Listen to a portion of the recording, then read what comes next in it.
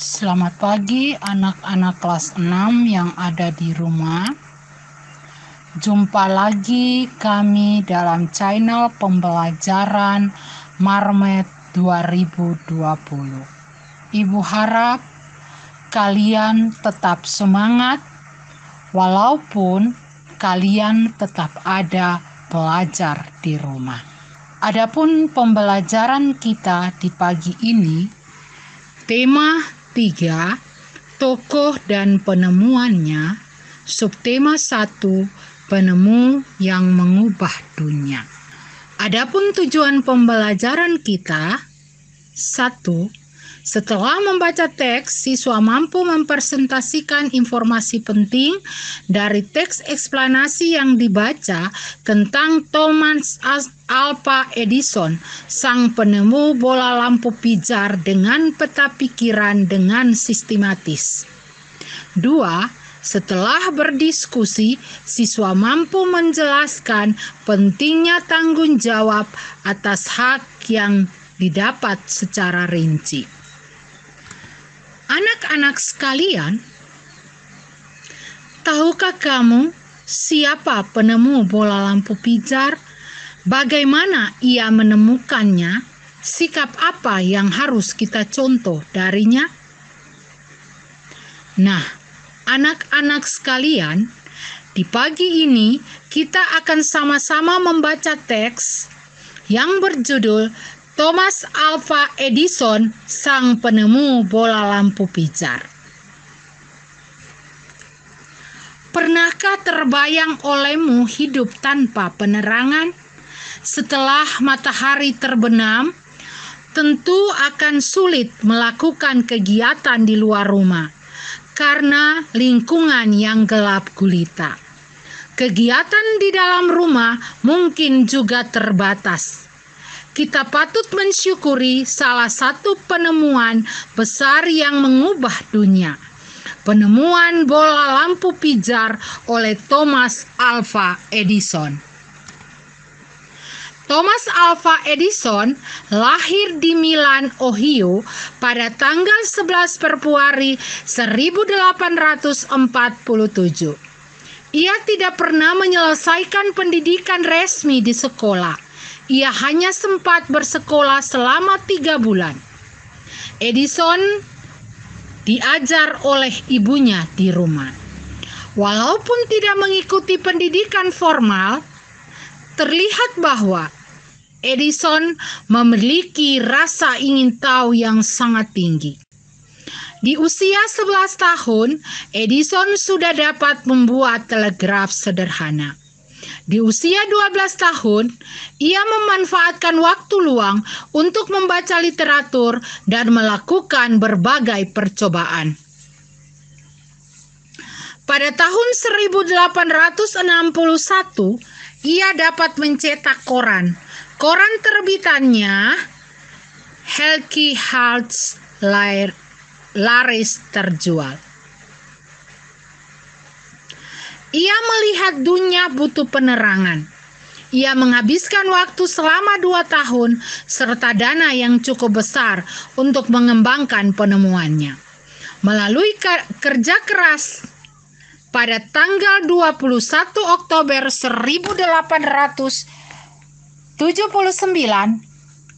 lahir lampu pijar listrik pertama yang dapat menyala selama 40 jam.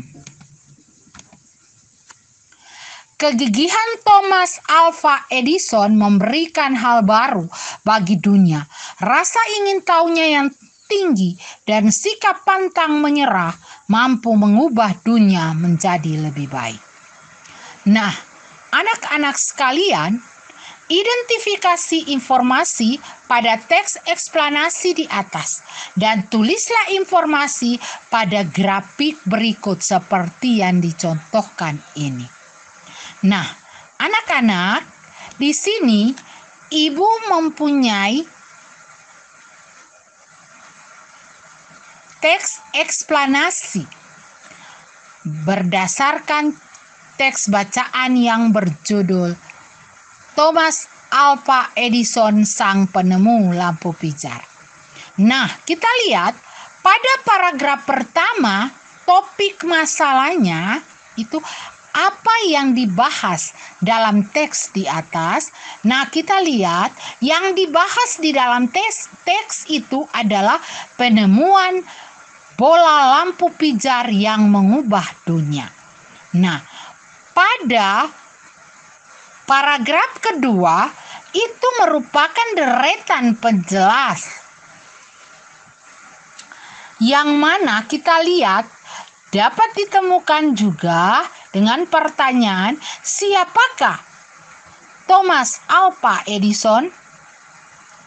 Seorang penemu bola lampu pijar yang lahir di Milan, Ohio pada tanggal 11 Februari 1847. Nah, kita lihat paragraf ketiga juga merupakan deretan penjelas. Nah, bagaimanakah Thomas Alva Edison menemukan bola lampu pijar? Nah, kita setelah menghabiskan waktu selama 2 tahun dan dana yang besar, bola lampu pijar listrik akhirnya ditemukan pada tanggal 21 Oktober 1879 yang mampu menyala selama 40 jam. Nah, kita lihat pada paragraf keempat itu menunjukkan kesimpulan dan pesan atau pendapat pribadi penulis. Apa yang dapat kami simpulkan tentang sikap Thomas Alva Edison? Yaitu sikap yang gigih, haus ilmu, serta pantang menyerah yang dimiliki Thomas Alva Edison telah mengubah dunia menjadi lebih baik.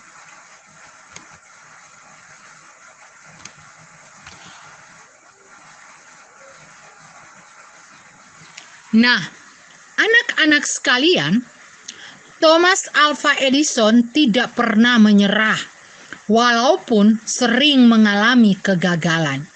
Bagaimana dengan kamu? Apakah yang kamu lakukan ketika kamu gagal? Nah, anak-anak, apa yang kamu lakukan ketika kamu gagal untuk menjawab soal dan sebagainya? Kamu senantiasa harus mengikuti contoh dari Thomas Alva Edison, yang mana dia tidak pernah menyerah walaupun dia mengalami kegagalan.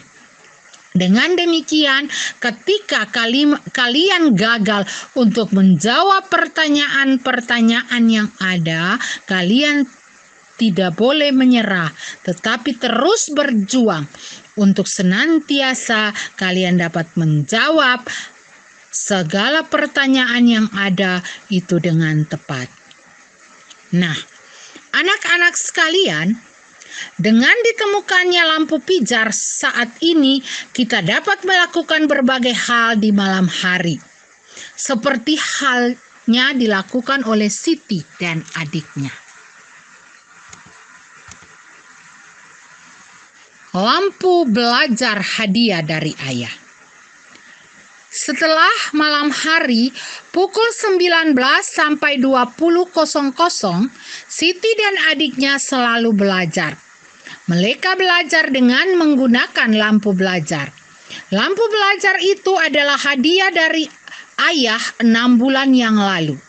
Ayah memberikan lampu belajar kepada Siti dan adiknya supaya mereka giat belajar.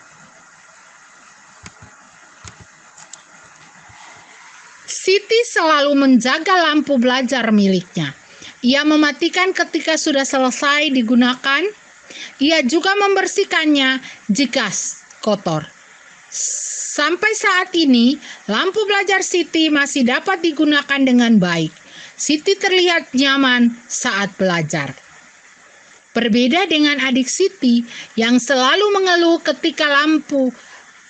ketika belajar, lampu belajarnya rusak.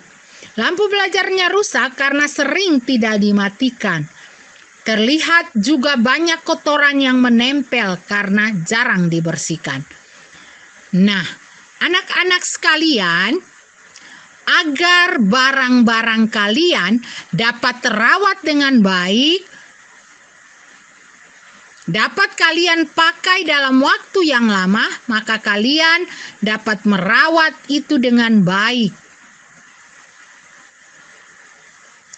Dengan demikian kita lihat ayah berpesan kepada Siti dan adiknya untuk merawat barang-barang mereka.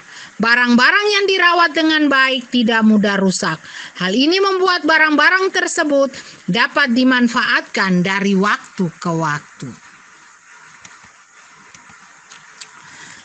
Nah, anak-anak sekalian, berdasarkan teks di atas, kalian dapat menjawab pertanyaan berikut. Di sini, Ibu sudah mencoba untuk menjawab pertanyaan-pertanyaan tersebut. Yang mana satu, apakah hak yang didapat oleh Siti? Hak yang didapat oleh Siti adalah hak untuk belajar, hak mendapat fasilitas belajar yang mendukung, dan mendapat perhatian dari orang tua.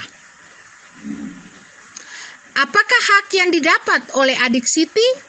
Sama halnya dengan Siti, adik Siti juga memperoleh hak yang sama. Yang mana hak untuk belajar, hak untuk mendapat fasilitas belajar yang mendukung, dan mendapat perhatian dari orang tua.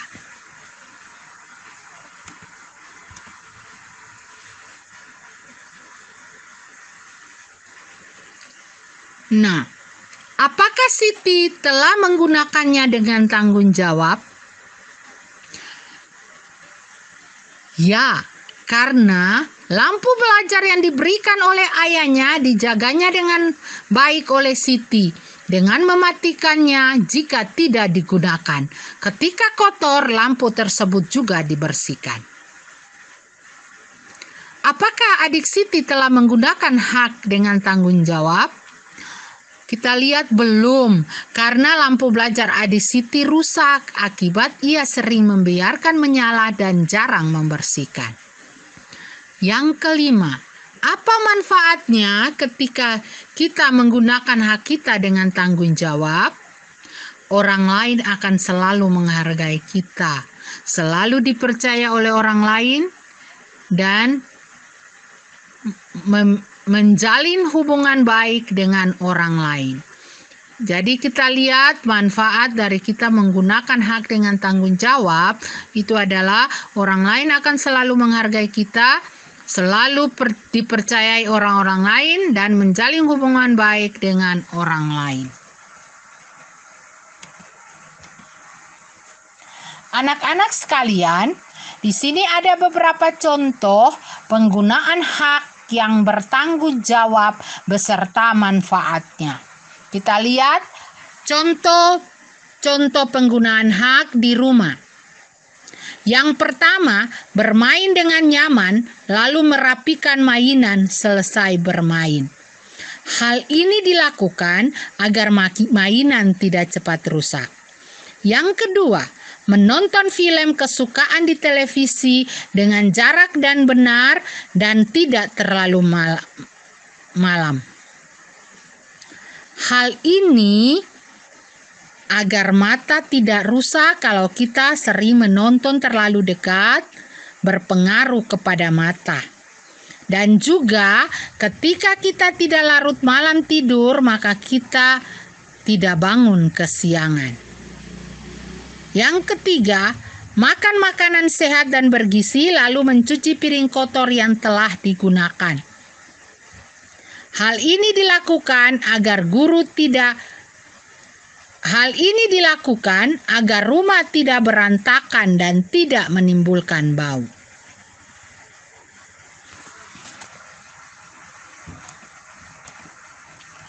Nah, anak-anak sekalian, hak yang dilaksanakan dengan tanggung jawab di sekolah yaitu satu, mendapat pengajaran dengan mendengarkan penjelasan guru. Hal ini dilakukan agar dapat memahami ilmu yang diajarkan. Yang kedua, membaca buku di perpustakaan dengan tenang. Hal ini dilakukan agar dapat membaca dengan fokus. Yang berikut adalah hak di masyarakat. 1. Diperbolehkan ikut kerja bakti sesuai kemampuan. Hal ini dilakukan agar pekerjaan cepat selesai. Ya, kalau kita kerja bakti berarti kita bersama-sama kerja sehingga pekerjaan yang berat pasti akan cepat selesai. Yang berikut, bermain sepeda tidak di jalan raya. Hal ini dilakukan agar selamat dan tidak terluka. Nah, anak-anak sekalian, demikian tadi penjelasan Ibu tentang materi yang sudah dijelaskan. Ibu harap kalian senantiasa dapat menyimak dan dapat mengerjakan tugas yang diberikan. Di sini untuk muatan PKN, kalian mengamati benda-benda yang menjadi hakmu di rumah. Kemudian isi di dalam tabel berikut. Jadi di sini sudah ada sandal dan sepatu. Kemudian kalian harus mengisinya bagaimana kamu menggunakannya. Nah, bagaimana kamu merawatnya? Apakah kamu sudah bertanggung jawab dan dalam menggunakannya? Apakah manfaat ketika kamu bertanggung jawab? Nah, jadi kita lihat di sini sudah terisi 2, masih ada yang lain. Kalian diminta untuk mengerjakannya di rumah. Nah, tugasnya dikumpulkan hari Sabtu tanggal 10 Oktober 2020. Nah, anak-anak sekalian, sampai di sini pertemuan kita untuk hari ini. Kiranya kalian senantiasa dapat menjaga protokol kesehatan, jaga jarak, gunakan masker, rajinlah mencuci tangan sebelum dan sesudah melakukan aktivitas, agar kita senantiasa dapat terhindar dari COVID yang melanda akan kehidupan kita di saat ini. Selamat belajar anak-anak sekalian. Semoga semangat. Shalom.